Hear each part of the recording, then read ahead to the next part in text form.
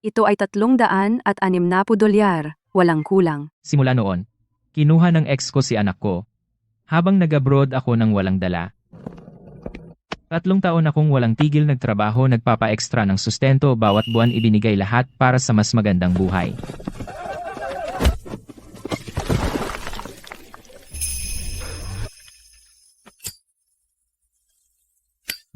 William, tingnan ninyo po muli.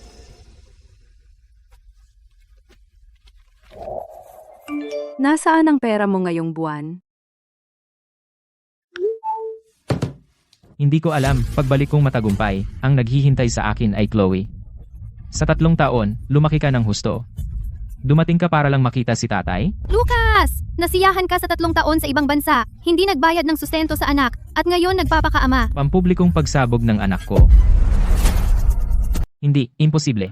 Nagbabayad ako ng sobra sa dapat bawat buwan. Kung ayaw mo sa akin, bakit mo ako inanak? Alam mo ba kung gaano si mommy nahirap para sa akin? Pinabayaan mo asawa at anak mo para magsaya sa ibang bansa at walang sustento. Gago. Makinig kayo lahat, ang gunggong na ito ay dapat i-doc sa online. Lucas Valderrama, nandito ako para sa sustento ko. Tagabigay ka lang ng similya ko. Utang mo sa akin sustento. Kung hindi ka magbayad, kakasuhan kita sa korte. Nagbayad nga ako ng sustento mo. Inutos ng korte na 360 piso. Ayokong magkulang ka, kaya tuwing una ng buwan, nagpadala ako ng 1,000 piso sa nanay mo. May record ako sa bangko at chat, kukunin ko na sila ngayon. Tigilan mo na yan. Kung nagpadala ka ng 1,000 kada buwan, bakit 3 trabaho si mommy araw-araw? Umaalis bago mag-umaga, at halos hindi na umuuwi. Hindi kita niloko. Nagbayad ako sa unang araw ng bawat buwan. Imposible. Ginawa mo records na yan ng maaga para lang lokohin ako. Naniniwala lang ako kay mommy. Hindi mo ako maloloko. Paano naging anak ko naging sobrang unreasonable? Tama na yan. Sa simulay, lagi siyang nakadikit sa akin. Pero nung manatili ex ko sa bahay kasama siya, naging mas impatient siya sa akin. Sa diborsyo, bigla siyang pumili ng ex ko. Chloe, gusto mo bang tumira kasama ni tatay? Sino ang sasama sa iyo? Mag-isa ka na lang. Ayoko nang tawagin kang tatay. Narinig mo nga? Tinatanggihan ka ng anak mo. Hindi ko siya sinisi. Dala niya ang apelido ko, siya ang laman at dugo ko, Chloe. Isinusumpa ko, totoo lahat. Kung nagdududa ka, pwede nating tingnan ang bank statement. Hindi nanloloko ang records ng bangko. Mukhang sobrang sigurado siya. May pagkakamali. Hindi ko alam kung ano ang nangyari sa 3 taong iyon, pero hindi kailangan ng nanay mo ang 3 trabaho para palakihin ka. Noong nagdiborsyo tayo, wala akong kinuha. Ang bahay, kotse, at mahigit 80,000 piso na ipon lahat napunta sa nanay mo kahit hindi nagtatrabaho.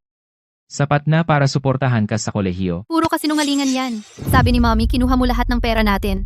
At iniwan lang bahay na naka-mortgage. Pati ang utang sa kotse hindi nabayaran hanggang ilang araw lang.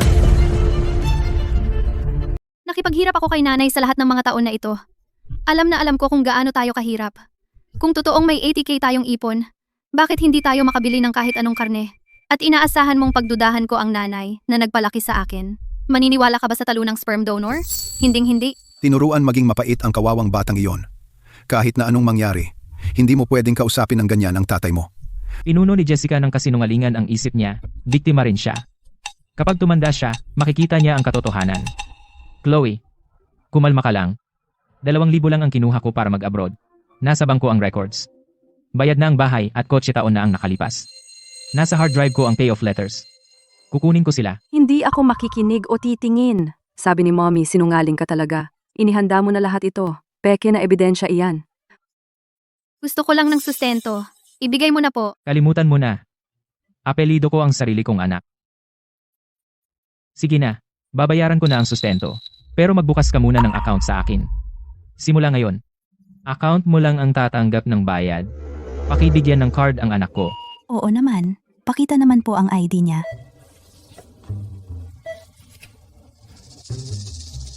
Chloe Vance. Bagong apelido. Kailan ba ito binago? 3 taon na iyon. Bakit noon? Pinapalitan ako ng nanay. Pero gusto ko rin talaga. Anak ako ni nanay, hindi sa iyo. Gamitin ko dapat ang apelido niya. Tatay, bakit Miller ang apelido ko? Tulad rin ng sa iyo. Dahil ikaw ang munting anak ni tatay. Para sa isang lalaki, ang apelido ng anak ay parang ugnayang nag-uugnay sa kanila sa dugo. Ngunit ngayon, nawala na ang ugnayang iyon sa pagitan natin, kahit na ako pa rin ang kanyang ama, at magbabayad pa rin ng sustento, hindi ko na siya pagbibigyan ng walang kondisyon tulad ng dati. Bakit bigla akong nakakaramdam ng kaba? Nakaset na po ang account mo. Mangyaring i-print out ang lahat ng transfer sa card na ito mula sa nakaraang 3 taon. Salamat. Tapos na, G. Miller. Nakakuha ka talaga ng kopya para sa akin. Hindi ako tutulungan ng bangko na pekein ito. Tingnan mo, narito ang lahat ng 3 taon na child support na ipinadala ko sa nanay mo, kasama ang iba pang gastos na hiniling niya sa iyong pangalan. Paano nangyari ito? Pinadalhan mo talaga siya ng lahat ng pera. Bakit sinabi ni nanay na hindi ka nagbayad? Natanggap ang 1,400. Ito ang child support para sa susunod na buwan. Mula ngayon, ipapadala ko ito sa card na ito. $10,000. 10,000 talagang akin. Kailangan ko bang hindi sabihin kay mommy? Ano pa ang gusto mong kainin ngayon?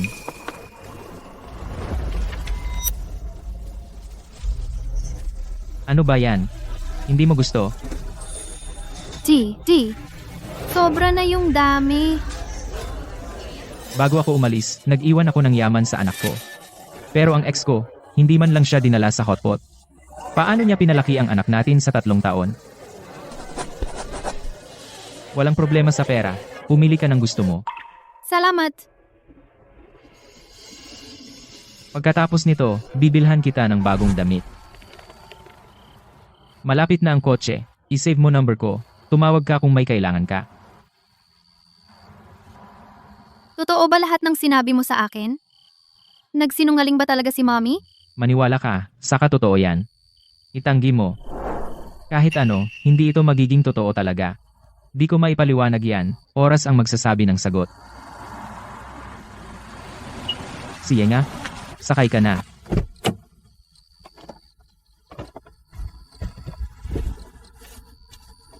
Text mo ako pag uwi mo. Maging mabuti at sumunod kay mommy. Text mo ako kung kailangan mo ng pera.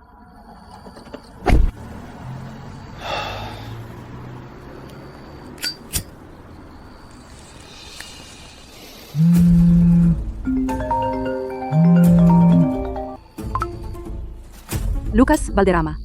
Ano kasinungalingan sinabi mo sa Chloe? Makalipas ang 3 taon, ang boses na iyon ay nakakainis pa rin sa akin. Kung yan lang, ibababa ko na talaga.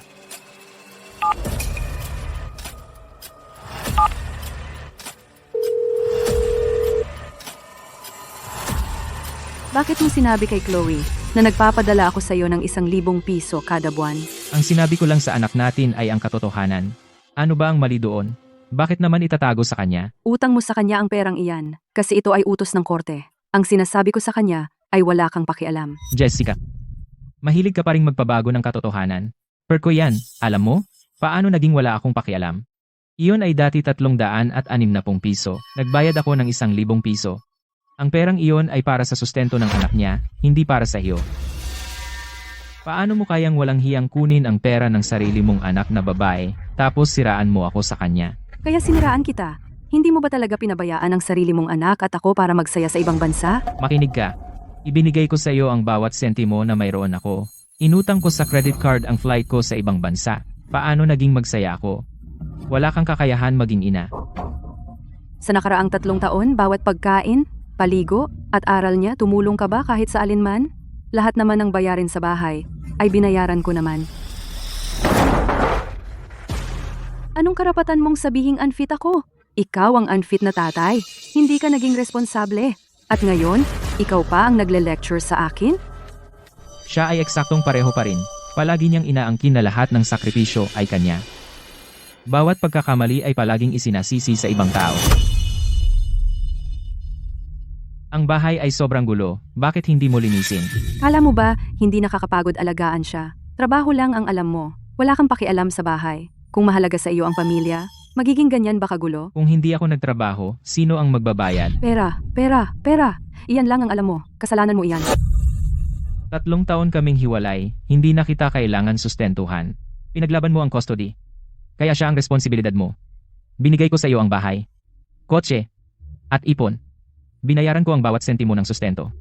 Ang mga gastos na iyon ay sayo. Bakit ko dapat sagutin ang mga obligasyon mo? Pagkatapos ng diborsyo, hindi mo kailangan sustentuhan ang pamilya mo?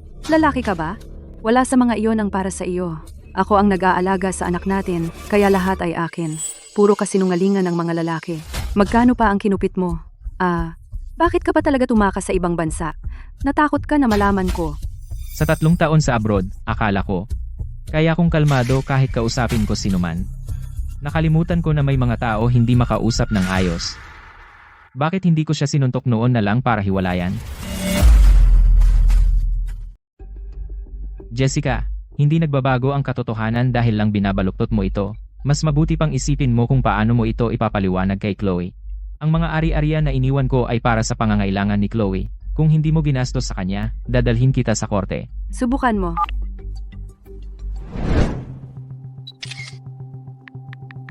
Inilipat ko ang mga proyekto ko pauwi. Gamit ang bonus ko sa overseas project, bumili ako ng kondo sa downtown at sasakyan para sa paglilibot. 3 taon sa abroad, binili mo lahat yan? Umalis ka na may 2,000 lang? Sinong maniniwala? Gusto mo akong idemanda? Tingnan natin kung sino nagtago ng ari-arian natin. Maghintay ka lang. Nag-hire na ako ng abogado para makuha ang pera ko. I-wire mo sa akin ang 400,000 piso ngayon. O maghintay ka para sa court summons. Mas malaki pa ang gagastusin mo kaysa sa 400,000 piso. Idemanda mo ako, baliw. Tingnan natin kung makakakuha ka pa ng 1 sentimo mula sa akin. Huwag kang mag-alala. Kahit gaano ako kaabala sa araw ng paglilitis, pupunta ako doon. Ang taong halos hindi nagtrabaho, hindi maintindihan gaano kahirap kumita ng pera, o maintindihan na ang pagbabago ng buhay maaaring tumagal lang ng ilang taon. At ang 3 trabaho sa isang araw. Ang basurang iyon lilinlangin lang ang isang batang tulad ni Chloe, kahit sinong nagtrabaho, malalaman na baliw ka na.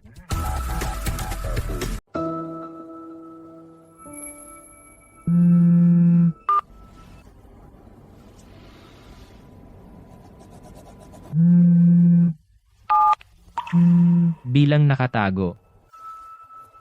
Nasaan ang sustento ngayong buwan? Bakit wala dito? Iiwan mo ba talaga ang anak mo at ako upang mabuhay o mamatay? Ipadala ang pera ngayon. How? O maghahain ako ng petisyon sa korte para ipatupad ang utos. Mula ngayon, ibibigay ko ang sustento ng direkta kay Chloe. Wala kang makukuhang 1 sentimo. Anong ibig sabihin? Sige, siraan mo ako kung yan ang magpapabuti sa'yo. Pinalaki mo siya, kaya ikaw ang may kredito. Pero paano mo siya pwedeng pagkaitan ng pagkain at damit? Iniwan ko sa iyo ang lahat at nagbabayad pa ng sobrang sustento bawat buwan. Ganito mo ba pinalaki ang ating anak? Ang payat niya. Sobrang sakit sa puso ko. Paano hahayaan ng sarili niyang ina iyon? Ang maliit mong sustento ay walang silbi.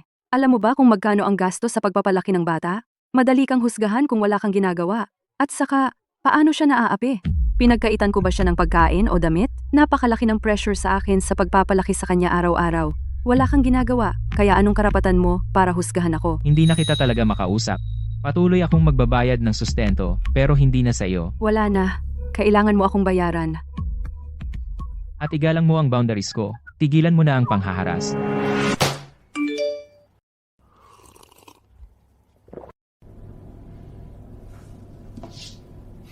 Chloe, tumawag lang ang nanay mo para humingi ng sustento para sa anak.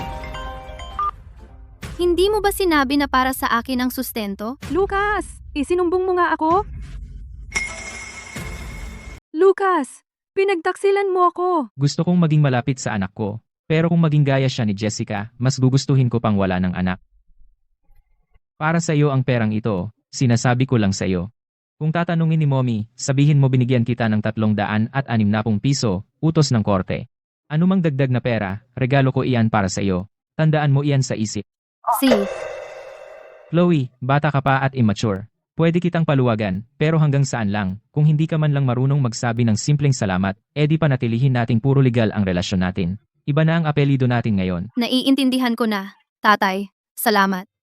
Magulo ang ugnayan ng pamilya, kaya simplehan na lang natin, tawagin mo akong tatay at magpasalamat, kaya kung magbayad pa para sa respeto na yan.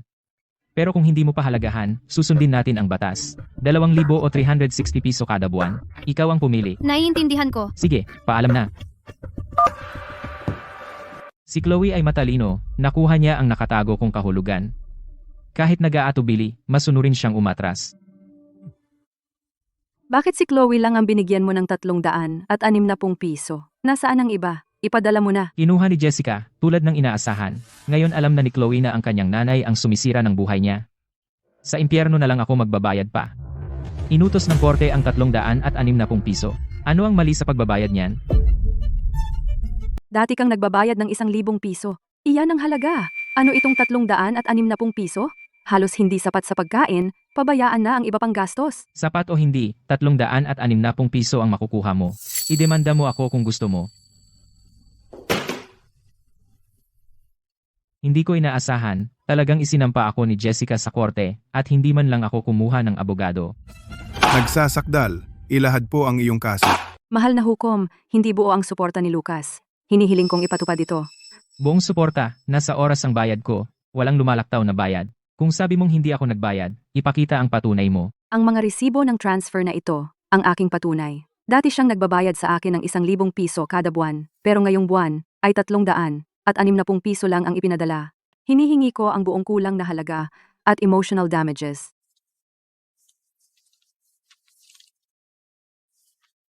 Ang desisyon ng diborsyo, nagtakda ng suporta sa bata sa 360 piso kada buwan. May bang kasunduan pagkatapos nito para itaas ang halagang ito? Plaintiff, isumite ang ebidensya mo sa korte. Wala kaming ibang deal. Nagbayad ako ng extra para sa anak ko mabuhay ng mas maayos. Kusang loob ang mga bayad na iyon, pero wala sa mga iyon ang ginastos ng plaintiff para sa aming anak. Kaya ipinadala ko ang mga suporta sa aking anak na babae.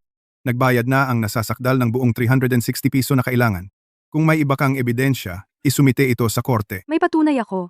Di ba patunay ang transfer record na yan? Di ba sila binibilang? Pinatunayan nila na dati niya akong pinapadalhan ng 1,000 piso. Plaintiff, ang legal na halaga ng sustento ay 360 piso. Ang kailangan ng korte na ito ay patunay na nabigo siyang bayaran ang halagang iyon, hindi ang mga extra na kusang loob niyang bayad. Pero lagi niya akong binibigyan ng 1,000.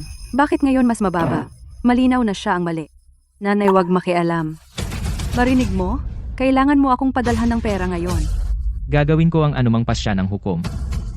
Hukom! Isinumite ko ang lahat ng ebidensya. Magpasya! Ang korte ay nagpapasya.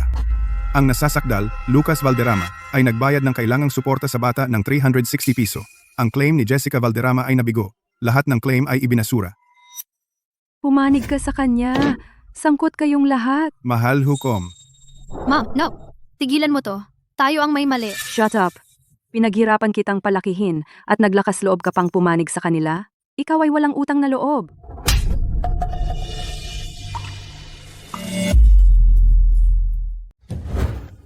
Hukom po. Itala sa record, sinaktan niya ang anak namin sa korte at malinaw na may pagkaabusado siya. Hindi ko ginawa. Ako, nainis lang ako. Anak ko siya. Kaya kong disiplinahin ang anak ko. Mahirap siyang palakihin mag-isa. Araw-araw akong pagod na pagod sa trabaho.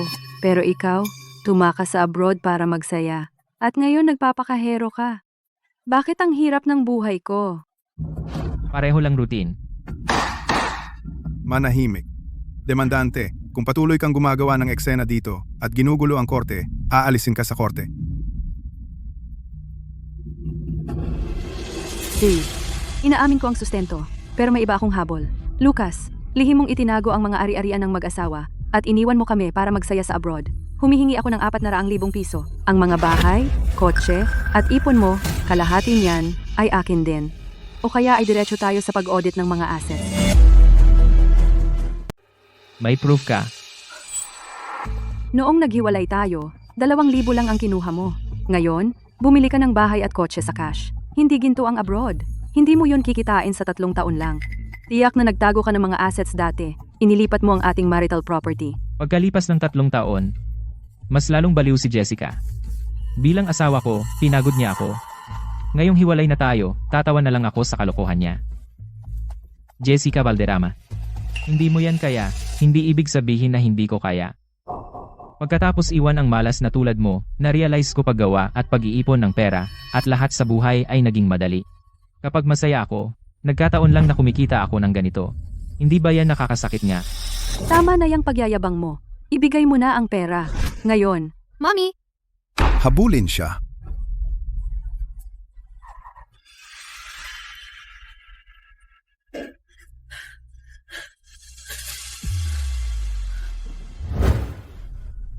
Sa isang kaso, ang nag-aangkin ay dapat patunayan ito sa korte, pero mahal talaga ang oras ko.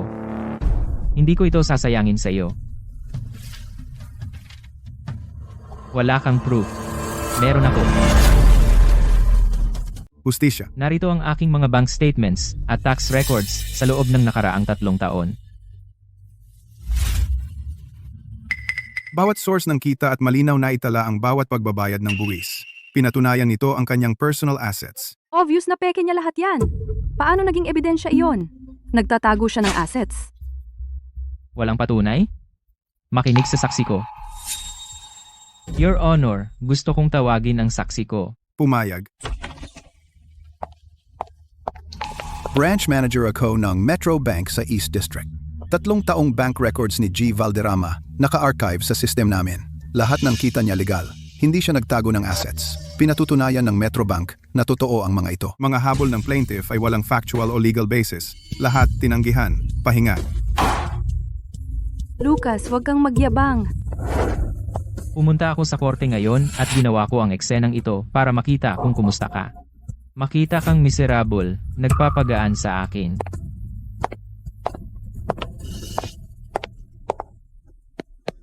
Sandali lang. Anong balita, Chloe? Tatay? Pasensya na.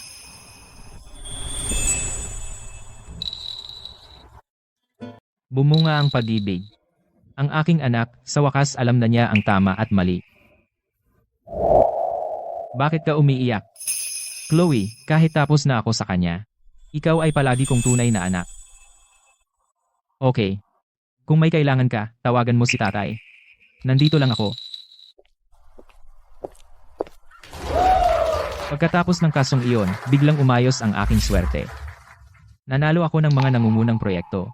At na-promote ako diretso sa pinuno ng rehiyon ng Asia Pasifiko, BB. Merkado, nagtatrabaho tayo ng magkasama sa ibang bansa napakaraming beses. Lubos mo akong pagkatiwalaan dito. Ang datos ng seksyong ito ay, saan mo kinolekta ito?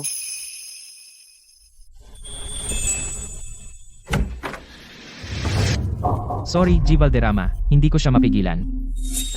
Lucas, tingnan mo ang sarili mo. Hayagan mong kinakantot ang babae sa opisina mo. Ano ang problema? Umalis ka, ngayon na. Lucas, pakasalan ako ulit. Dala ko pa ang ID ko. Pagkatapos, pupunta tayo sa City Hall at magpapakasal muli. Ito ay isang halos 7-figure na deal, kaya niyang sirain ang buong deal para sa akin. Pasensya na, ex-wife ko siya. Hindi ko inaasahang bigla siyang papasok ng ganito. Kung interesado ka pa, ilalabas ko siya. At pwede na tayong mag-usap ulit. Ayos lang, asikasuhin mo ang personal mo. Buong araw akong libre. Walang rush. Pwedeng uminom muna ako. Nasa tabi lang ako, iinom ng tsa. Gawin mo ang gusto mo. Huwag mo akong pansinin. Parang wala ako. Nandito siya para manood. Bakit ako maghihintay? Ano ang mas mahalaga kaysa sa pagpapakasal nating muli? Kunin muna natin ang lisensya. Pwede tayong bumalik at mag-usap mamaya. Hindi ako talaga pumayag na magpakasal muli. Umalis ka na. Huwag mong gambalain ang trabaho ko. Tigilan mo na. Ilang taon matapos ang diborsyo natin, single ka pa rin. Hindi mo pa ako nalilimutan. Inaalok kitang balikan muli. Magpasalamat ka. Kapag nagpakasal na tayong muli, ibibigay mo ang buong sweldo mo. Ang laki ng kita mo ngayon. May kailangan na mamahalan ito. At ilagay ang bahay sa pangalan ko. Alam mo, palagi akong talagang insecure. At isa pang huling bagay. Managinip ka pa. Ngayon, lumayas ka na rito. O tatawag na ako ng pulis. Sino ka ba para tanggihan ako? Huwag mong kalimutan. Pinakiusapan mo akong pakasalan ka noon. Tunay nga. Mahal ko talaga si Jessica noon. Tiniis ko ang walang katwirang pag-aaway niya pagkatapos ikasal. Halika, wala pa rin ang asawa mo sa kabila ng lahat. Tingnan muna kita, babe. Papa, sige na. Eto na, oh. Ano ang nangyayari? Bakit talaga ka bumalik? Bukod pa sa ako'y nabulag noon, sino pa nga ang gugustuhin ng isang talunang tulad mo? Kung hindi dahil sa anak natin ngayon, hindi na ako mag-aabala pa para makita ka. Para sa anak natin? Suporta sa bata? Bawat buwan sa loob ng 3 taon, nagpadala ako ng extra na pera. Ano bang problema mo? Tigilan mo ang pag-aarteng baliw dito. Umalis ka na. Oh, Galit ka na nga ngayon, ha? Nasaktan ba ang damdamin mo? Pasensya na po, ma'am, kung sa palagay ko, napakasama talaga ng panlasa mo. Sa ibang bansa nitong nakaraang 3 taon, si G. Valderrama ay nanalo sa puso ng maraming kababaihan. Siya ay talaga namang mas popular kaysa sa iyong iniisip. Kahit na totoo ang sinabi niya, pero medyo awkward pa rin talaga, eh. Nagsasabi ka nga ng kasinungalingan para iligtas ang mukha niya? Ano, gusto mo ang aking tira? Jessica, masyado na talaga akong mabait. Paano mo nagawang siraan ang kliyente ko? Hello, ito po ang Riverdale Tower. May pumasok po sa aking kumpanya at nakakagambala ng malubha sa trabaho ko. Mangyaring padalhan po ng mga pulis ngayon. Tinawagan mo ang pulis, Lucas? Siya yan. Hulihin ninyo na. Pakawalan mo ako. Lucas, pakinggan mo nga ako. O pakasalan mo na ako ulit? O bigyan mo naman ako ng 400,000 piso? O hindi talaga ako titigil sa'yo? Palagi niya talaga akong hinihingian ng 400,000. Wala na. Kailangan i-check.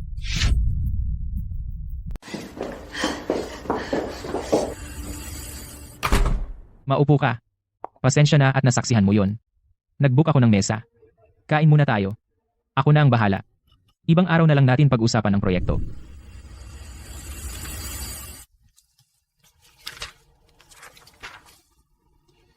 Kaya't i-finalize na natin ang proyekto. Narinig ko kayo ng ex mo.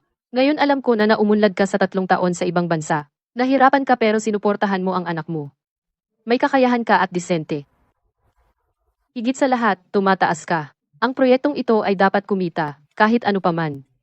Pinagkakatiwalaan kita. Buhay. Sa buhay, hindi mo alam kung sino ang magdadala sa'yo ng swerte. Salamat, Sarah. Alis na. Lalakad ako. Eto, isa pang bagay.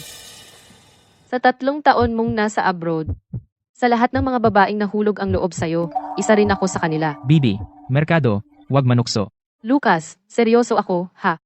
Sana pag-isipan mo talaga ng mabuti. Hindi na, okay.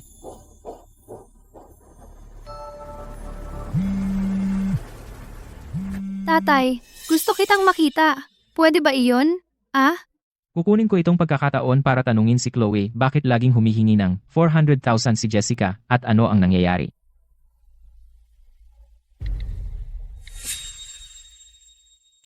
Bata pa siya.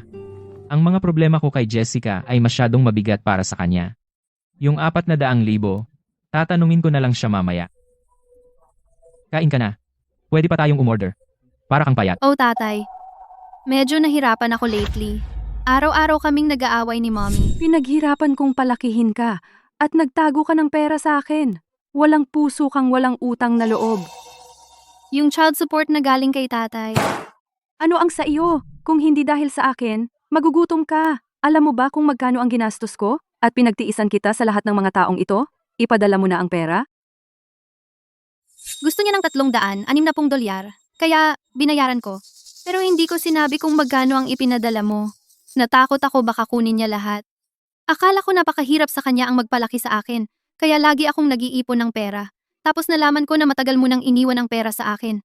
Hindi niya ginastos sa akin, at laging nagsasalita ng masama tungkol sa iyo. Chloe. Tungkol sa nanay mo, nakikinig lang ako ng hindi humahatol. Manatili ka sa sarili mong hatol.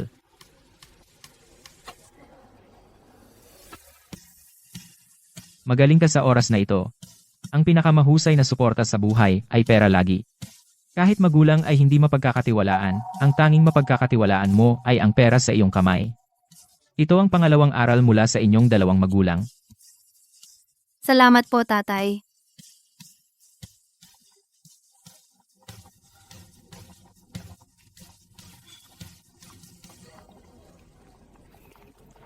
Tatay, may isang bagay na hindi ko sinabi sa iyo. Hindi totoo na 3 trabaho kada araw si mommy. Sinungaling siya. Yung 400,000 ay malamang may kinalaman dito.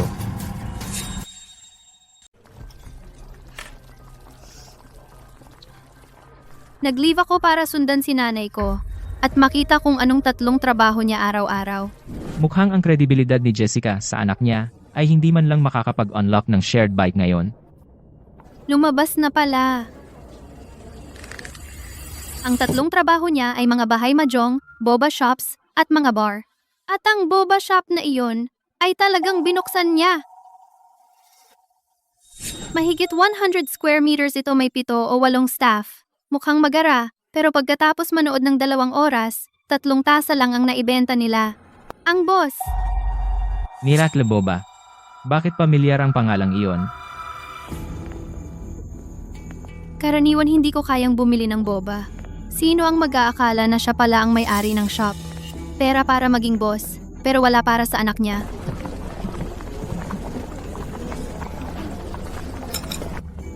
Si Chloe. Narinig mo na ba ang scam franchises?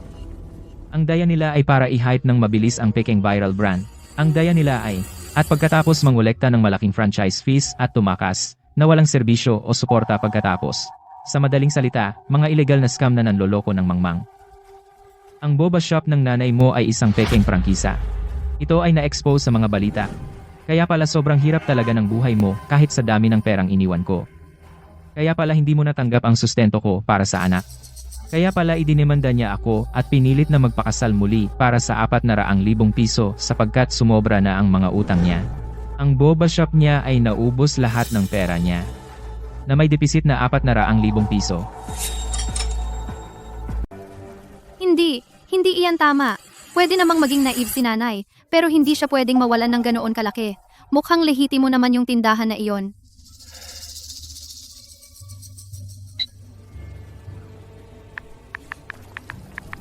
Miracle Boba. Ito ba ang tindahan ng Miracle Boba ng nanay mo? Ito ang nag-iisa at tanging Miracle Boba na natagpuan ko dito na mahigit 1,000 square feet. Welcome sa Econ Talk Live.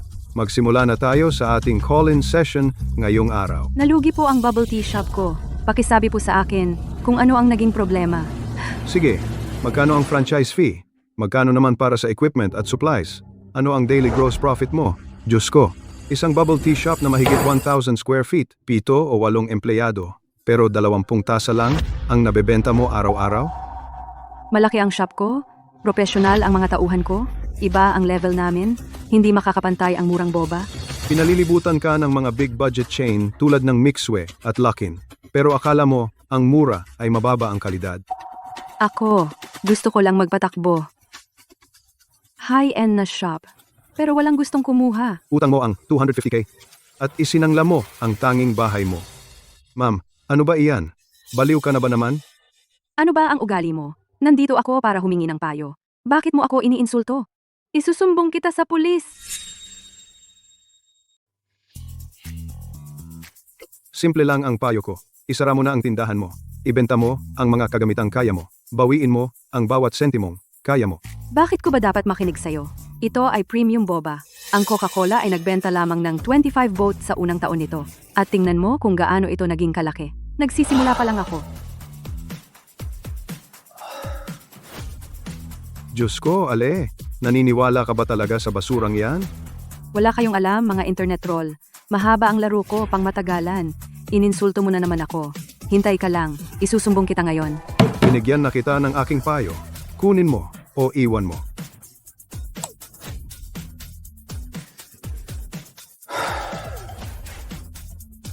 Baliw na babae yan.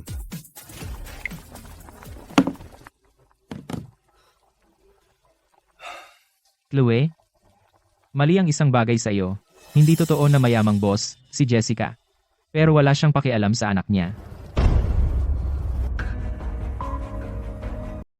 Hindi. Kailangan ko siyang harapin. Ano bang karapatan niya? Tama na. Nalulunod siya sa sobrang problema ngayon. Di siya makatuwiran. Kung sabihin mong totoo sa kanya, baka may gawin siyang kabaliwan. Ano kaya ang magagawa ko? Ethan, humahawak ba ang firm mo ng mga financial disputes sa diborsyo? Sige, bakit? Balak mong magdemanda? Gusto ko siyang kasuhan. Pagbayarin siya ng bawat sentimo ng sustento na kinuha niya sa mga nakaraang taon. Aba, Sinusubukan mong iwan ang dating asawa mo na walang pera. Ang kukunin ko lamang ay ang nararapat sa akin at sa anak ko. Sa diborsyo, marami akong isinuko para sa anak ko, pero gusto pa rin niya ng higit pa. Kailangan niyang magising. Sige, ihahanda ko ang lahat ng papeles at tatawagan kita. Naawa siya kay Jessica. Nanay niya iyon. Kahit matapos ang lahat, hindi siya pwedeng walang puso. Kung gusto niyang patawarin si Jessica, babayaran ko lang ang legal 360 piso bawat buwan. Kapag lumaki na siya, quits na tayo, dito nagtatapos ang ugnayan nating mag-ama. Chloe. May gusto ka bang sabihin sa akin? Tatay, pasensya na po. Hindi dapat ako kumilos ng ganyan. Dapat nagtiwala ako sa iyo. Huwag mo akong sisihin sa pagiging walang awa ko sa nanay mo. Bakit kita sisisihin? Depensa mo lang ang iyong mga legal na karapatan. Si nanay ang may kasalanan. Napakatanga ko na maniwala sa lahat ng kasinungalingan niya. Ilang beses mo nang ipinaliwanag, pero di ako nakinig at nakipagtalo sa'yo. Pasensya na, tatay. Chloe. Hindi ka naman sinisi ni tatay, bata ka pa, kaya normal lang na malito. Gusto ko lang na matuto kang mag-isip ng mag-isa, kahit anong sabihin namin. Dapat laging may sarili kang isip at panindigan mo ang iyong posisyon.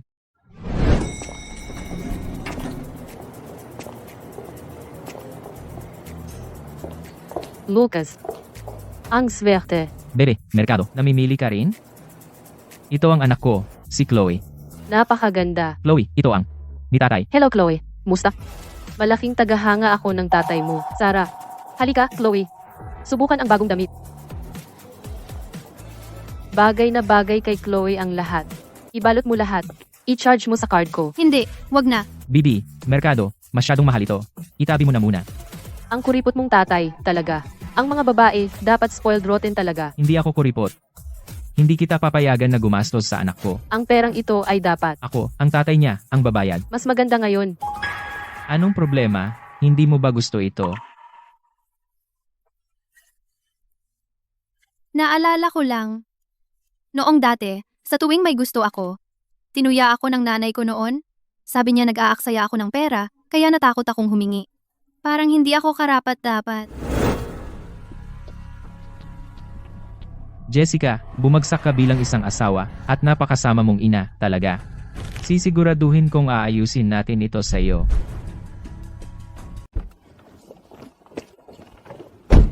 Tatay, salamat sa pagsabi mo ng lahat ngayon. Pag-iisipan ko talaga ng mabuti. Umuwi ka na, magpahinga ka. Paalam, tatay. Mag-ingat ka sa biyahe. Ebidensya, handa na. Pwede na tayong magsampa.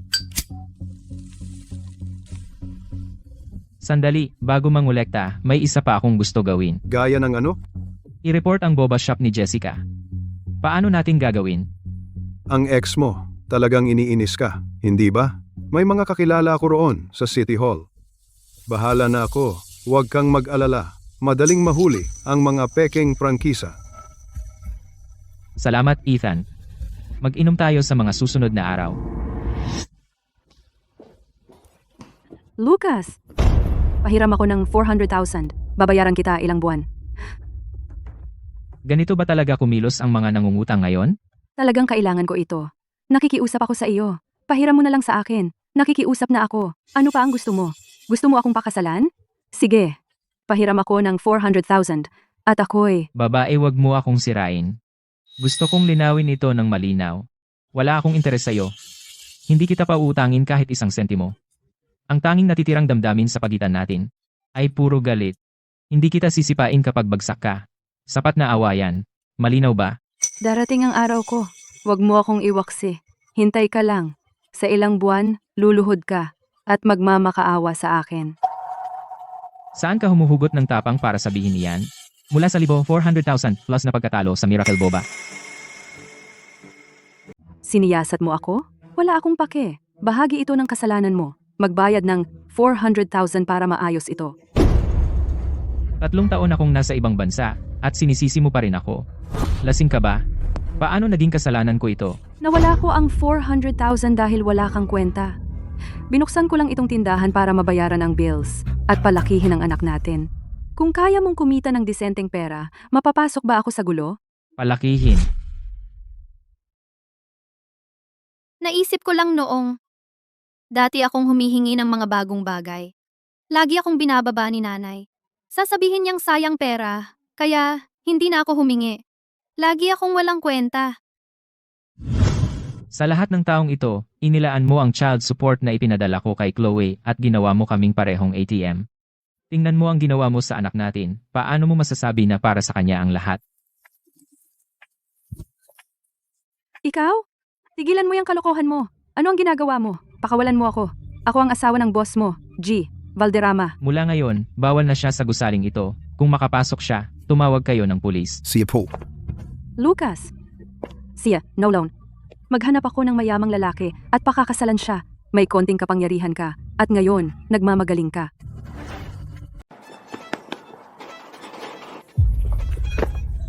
Bakit mo isinasara ang tindahan ko?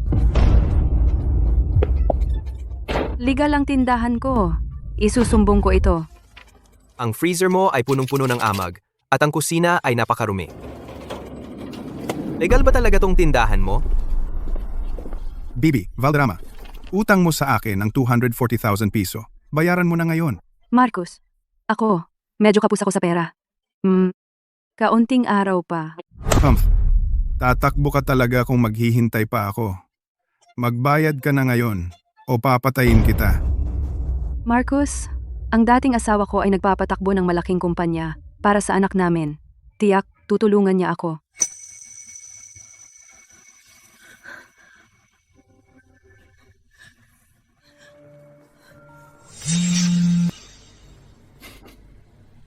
Tiyak na yung baliw na babae talaga. Abala pa ang linya sa ngayon. Malamang nasa meeting siya. Hindi talaga siya sumagot. Hahanapin ko na siya mamaya. Pangako, talagang babayaran kita. Kung hindi ka magbabayad sa 3 araw, pagsisihan mo ito. Lucas! Malupit ka. Magiging walang awa ako. Hindi mo ako tutulungan, kaya ang anak mo ang tutulong.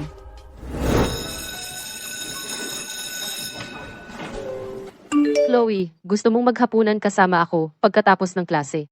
Bigyan mo ako ng tips kung paano manalo sa tatay mo. Gladly. Nanay?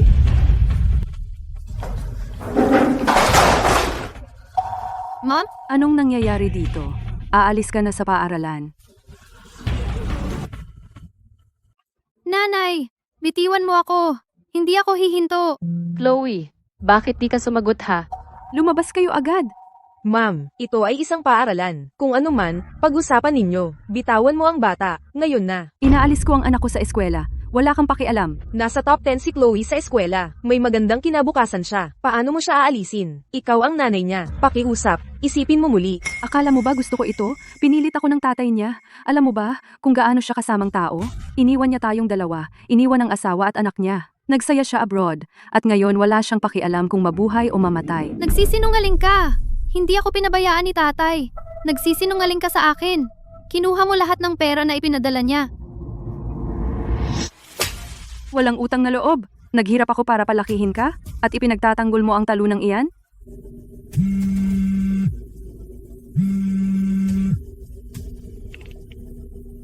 Lucas, hindi ko matawagan si Chloe. Hindi magbabayad ang tatay mo ng utang ko. Babayaran mo. Ngayon, kailangan mong tumigil sa pag-aaral. Bitiwan mo ako. Hindi ako hihinto. Tatay, Bitawan mo na. Ikaw? Okay ka lang, Chloe.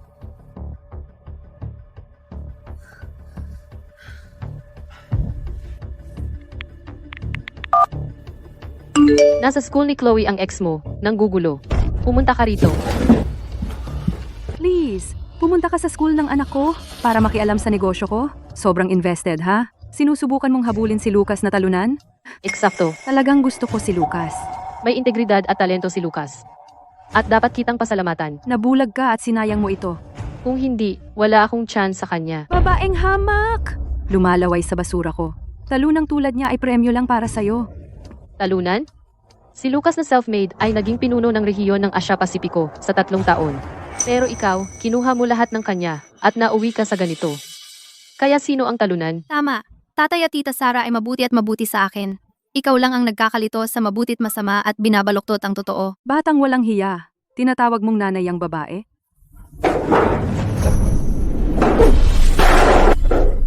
Tita Sara! Papatayin kita! Tigil na. Tatay, nasaktan ng kamay ni Tita Sara sa pagligtas sa akin.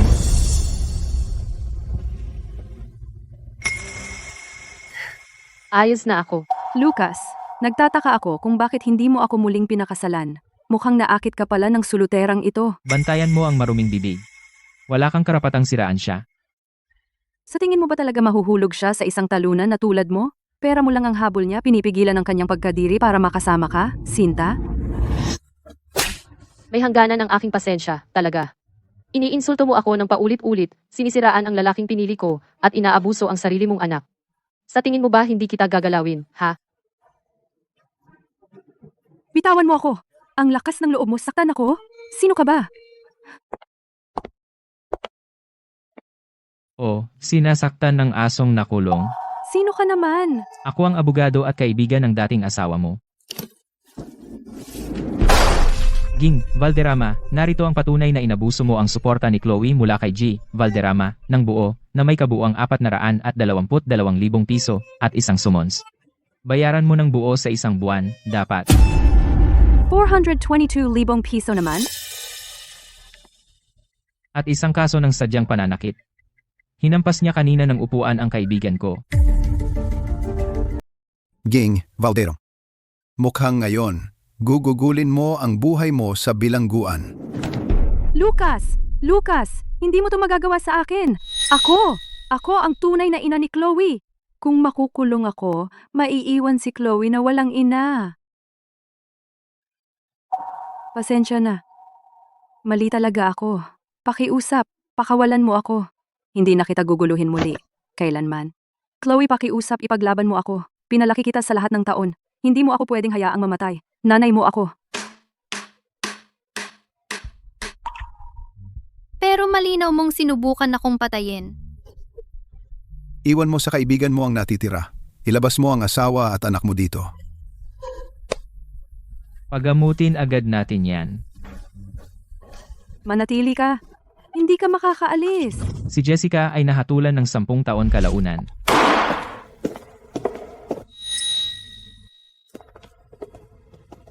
At salamat sa pagtutugma ni Chloe, naging magkasama kami ni Sarah sa huli.